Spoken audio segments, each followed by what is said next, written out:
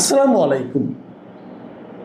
প্রিয় দর্শক, শুরুতে আমি দুঃখ প্রকাশ করে নিচ্ছি যে আজকে অনেক রাতে স্বাভাবিকের চেয়ে প্রায় ঘন্টা দুয়েক পর আমাদের এই কন্টেন্ট আজকে আমরা আপ করলাম এবং এই জন্য অবশ্যই আমি দুঃখিত, লজ্জিত এবং আপনাদের কাছ থেকে ক্ষমা প্রার্থী।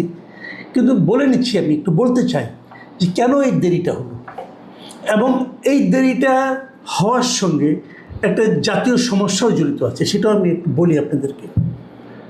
আমি একটা কাজে আজকে বরানীর দিকে গিয়েছিলাম। বরানী থেকে আমি 5:30টায় রওনা হয়েছি এবং আমি একটা গাড়িতে ছিলাম, ওই গাড়িতে করে আসছিলাম। আমার বাসা কলাবাগানে। এইটুকু রাস্তা আমি বাসায় এসে পৌঁছেছি 9:30টায়, 4 ঘন্টা লেগেছে। আমি যদি হেঁটে আসতাম তাহলে এই রাস্তাটুকু আসতে আমার 1 ঘন্টা বেশি লাগতো না। তাহলে ঢাকা শহরে এই প্রকট জ্যামটা কেন ছিল? এই জ্যামটা ছিল এই কারণে যে আজকে প্রবল বৃষ্টি হয়েছে এবং সেই বৃষ্টির কারণে রাস্তায় গাড়ি ঘোড়া যা ছিল, যানবাহন সব একদম জ্যাম হয়ে গিয়েছিল। তো আমি যখন বাসায় ফিরলাম তখন আবার আমার আরেকটা টক শো ছিল সময় টিভিতে, ওখানে যেতে হতো। কাজে বাসায় এসেও আমি এই কাজটা এই রেকর্ডিংটা করতে পারিনি। একবারে সময় টিভিতে গিয়েছিলাম, তো সময় টিভি থেকে ফিরে এই রেকর্ডিংটা আমাকে করতে হলো, যে কারণে এত রাত হয়ে গেল। তো আমার কথা হলো, আমি যখন আসলাম বাসা পর্যন্ত, বলা বাহুল্য আমি বাসা পর্যন্ত কিন্তু এই গাড়ি নিয়ে আসতে পারিনি। আমি ফার্মগেট পর্যন্ত আসতে পেরেছি। ফার্মগেট থেকে আমার বাসা পর্যন্ত আমাকে হেঁটে আসতে হয়েছে এবং হেঁটে আসার করে রিক্সাও আসেনি, কারণ রাস্তায় পানি ছিল। আমার হাঁটু পরিমাণ পানি ভেঙে আমাকে রাস্তায় এখানে আসতে হয়েছে। এবং এখন যখন আমি সময় টিভি থেকে ফিরলাম রাত্র 11টায়, তখনও আমি দেখলাম রাস্তায় অনেক জায়গায় পানি জমে আছে এবং সেই পানি জমার কারণে অনেক গাড়ি বন্ধ হয়ে আছে এবং ঠিকঠাক মতো আসা যাচ্ছে না। দেখুন, বৃষ্টি হবে, এটা একটা প্রাকৃতিক ব্যাপার, তাই না? কিন্তু সেই বৃষ্টির পানি নিষ্কাশনের জন্য একটা ব্যবস্থা তো থাকতে হবে, একটা লাক্সই ব্যবস্থা থাকতে হবে, একটা সায়েন্টিফিক ব্যবস্থা থাকতে হবে। সেই ব্যবস্থাটা করার দায়িত্ব কার? সরকারের। আমি যদি আরও ছোট করে বলি, সেটা থাকার দায়িত্ব হলো সিটি কর্পোরেশনের। ঢাকা শহরটার মধ্যে 2টো সিটি কর্পোরেশন আছে, উত্তর এবং দক্ষিণ। 2 সিটি কর্পোরেশনে আজকে জলাবদ্ধতা ছিল এবং প্রকট জলাবদ্ধতা। ড্রেনেজ সিস্টেমের জন্য প্রতি বছর কত শত কোটি টাকা যে ব্যয় হচ্ছে, এই টাকা দিয়ে কী ঠিক করা হয়? কিছু হলেই আমরা দেখি যারা নাকি দায়িত্বে আছেন তারা খুব সহজ একটা কথা বলেন, সেটা হলো দায় নাকি নাগরিকদের। নাগরিকরা নাকি পলিথিন ফেলায়, পলিথিন ফেলানোর কারণে ড্রেনেজ সিস্টেম বন্ধ হয়ে যায়, অমুক হয়। অনেক কথাবার্তা আমরা শুনি, কিন্তু একদম মিথ্যা না, কথাগুলি সত্য। কিন্তু আমার কথা হলো যে তাহলে আইনটা কেন আছে? অপরাধ করার একটা প্রবণতা মানুষের মধ্যে সহজাত। মানুষ অপরাধ করে, মানুষ নিয়মকানুন মানে না, এটা নতুন কোনো ঘটনা না। সারা দুনিয়াতে এটা আছে। সারা দুনিয়াতেই মানুষ নিয়মকানুন মানতে চায় না। নিয়মকানুন এমন একটা জিনিস যে জিনিসটা মানাতে হয়, তো মানানোর দায়িত্বটাকে আপনি দেখবেন রাস্তায়, ঢাকা শহরে দেখবেন মাঝে মাঝে মধ্যরাত্রে গাড়ি টাড়ি কম, তারপরেও একটা ট্রাফিক সিগন্যাল চৌরাস্তা যেখানে আছে প্রকট জ্যাম হয়ে যায়। কেন হয় জানেন? ওই সময়টাতে ওখানে কোনো ট্রাফিক পুলিশ থাকে না। তো ট্রাফিক পুলিশ না থাকলে ফিজিক্যালি জ্যাম হয়ে যায়, সবাই যার যার মতো স্বাধীনভাবে গাড়ি চালানো শুরু করে এবং একটা জ্যাম হয়ে যায়। তার মানে ট্রাফিক আইনটা কিন্তু তখনও থাকে, কিন্তু আইন থাকাটাই যথেষ্ট নয়।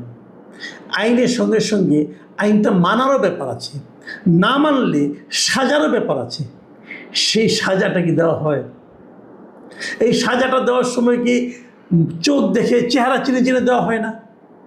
যে যদি কোনো বড় কর্তা হয়, বড় লিডার হয়, তার জন্য সাজা হয় না, ছোটদের জন্য সাজা হয়? এটাও তো হয়। ওই যে বলে না, আইন হচ্ছে মাকড়সার জালের মতো, সেখানে ছোট ছোট আপনার মশা মাছি এগুলো আটকা পড়ে, বড় বড় পাখি আটকা পড়ে, ওরা চলে যায়। তো আমাদের এখানেও ঠিক সেই একই জিনিস। আইন আছে কিন্তু আইনটা প্রয়োগ করা হয় না। যদি না হয় তাহলে জলাবদ্ধতা হবে। জলাবদ্ধতা কালকে আবারও হবে, যদি আবারও বৃষ্টি হয় আবার হবে। কারণ আমাদের যারা কর্তা ব্যক্তি আছেন তারা তো কোনো দায়িত্ব নিচ্ছেন না। এবং তারও যে বড় কথা, 2টো সিটি কর্পোরেশন, ঢাকা শহরের কথা বলছি, দুটো সিটি কর্পোরেশনে যারা মেয়র আছেন, মেয়র তো নাই এখন, প্রশাসক আছেন, ওনাদেরকে কোন যোগ্যতায় প্রশাসক বানানো হয়েছে এই প্রশ্নের জবাব কেউ দিবে না আপনাদেরকে। সরকারি লোক, বিএনপি করেন, অতএব প্রশাসক বানিয়ে দিলেন আপনি, এবং তারা মহা আনন্দে 1-1.5 বছর রাজত্ব করলো, এবং তাদের তো কোনো দায়বদ্ধতা নেই। জলাবদ্ধতা দূর করা জন্য তাদের কিছু করতে কী করেছেন বলেন আপনারা? গত 1 বছরে জলাবদ্ধতা নিরসন, এটা বর্ষাকালের সামনে আসবে, এটা এই সময় যে বৃষ্টি হবে এটা তো নতুন কিছু না। এই বৃষ্টির জন্য 2 সিটি কর্পোরেশনের 2 প্রশাসক কী প্রস্তুতি নিয়েছেন আপনারা কিছু দেখেছেন? বলেন আপনারা কিছু দেখেছেন কিনা? কোনো প্রস্তুতি নিতে দেখেছেন? সব চলছে আল্লাহ আসতে। তো এভাবে যদি চলে তাহলে এই ধরনের জলাবদ্ধতা হবেই, এর থেকে বাঁচার কোনো উপায় নেই। প্রিয় দর্শক, নতুন একটা সরকার এসেছে, হয়তো অনেকে বলবেন 6 মাস হয়েছে মাত্র, এর মধ্যে কেন আমরা এরকম আক্রমণ না, আমি আমার অভিজ্ঞতা থেকে বললাম। আমি যখন আসি ফার্মগেট থেকে, আমার এই ভেতর দিয়ে রাজাবাজার দিয়ে যখন আমি আমার কলাবাগানে আসি, এই পানিতে অনেক লোকে হাঁটছিল, তারা কেউ কি তারেক রহমান সাহেবের প্রশংসা করেছেন? তারা কি বলেছেন সেটা উচ্চারণযোগ্য না, কিন্তু প্রশংসা তো কেউ করেন নাই। উনি যখন ক্ষমতায় বসেছেন, কেন বসেছেন? মানুষের কাছ থেকে প্রশংসা পাওয়ার আশা নিতে বসেছেন। সরকারের প্রশংসা হচ্ছে, এগুলি কি সরকার খেয়াল করে দেখেন? এই জায়গাটা কিন্তু একটি জরুরি ব্যাপার। যা হোক, ব্যক্তিগত প্রসঙ্গ থাক, আমি একটি ছোট্ট রাজনৈতিক আলাপ করে শেষ করি। সে রাজনৈতিক আলাপ হলো প্রেসিডেন্ট নির্বাচন নিয়ে। অনেকে আমাকে বলছিলেন আজকে যে নিশ্চিত পরাজয় জেনেও জামাতে ইসলামের অলি আহমেদ সাহেবকে যে মনোনয়ন দেওয়া হলো জামাত থেকে, মানে 11 দলীয় জোট থেকে, এটাকে গতকালকে আমি মাস্টার স্ট্রোক বলেছিলাম। কেন? আমাকে অনেকে জানতে চেয়েছেন যে এটাতে আহামরি কী হয়েছে। তা তো নিশ্চিতভাবে হারবে। হ্যাঁ, হারবে নিশ্চিতভাবে। আমি একটা কথা বলি আপনাদেরকে, যেই দিন ওনারটা ঘোষণা করা হলো তারপরেই কিন্তু আমরা শুনতে পেলাম যে মির্জা ফখরুল ইসলাম আলমগীরের প্রেসিডেন্ট হওয়ার সম্ভাবনা খুব বেশি। আর অন্য অন্য যে নামগুলি ছিল, এলেবেলে কিছু নাম কিন্তু আমরা শুনেছিলাম, যে যাদের দেওয়াটা অর্থহীন হতো তাদের নামও শুনেছিলাম। তো তাদেরকে বাদ দিয়ে ওনাকে দেওয়াটা, আমি কেন বললাম যে এটা ভালো কাজ হয়েছে এই কারণে যে আমি মনে করি এর মাধ্যমে বিএনপির উপরে চাপ প্রয়োগ করা হয়েছে। সেই চাপটা হলো, বিএনপিকে তখন বাধ্য হয়ে এমন লোককে রাষ্ট্রপতি মনোনয়ন দিতে হতো যাকে নাকি অলি আহমেদ সাহেবের সঙ্গে অন্ততপক্ষে তুলনা করা যায়। এই জন্যই আমরা কিন্তু দেখছি যে মির্জা ফখরুল ইসলামের নাম শোনা যাচ্ছে। শেষ পর্যন্ত কী হবে আমরা জানি না।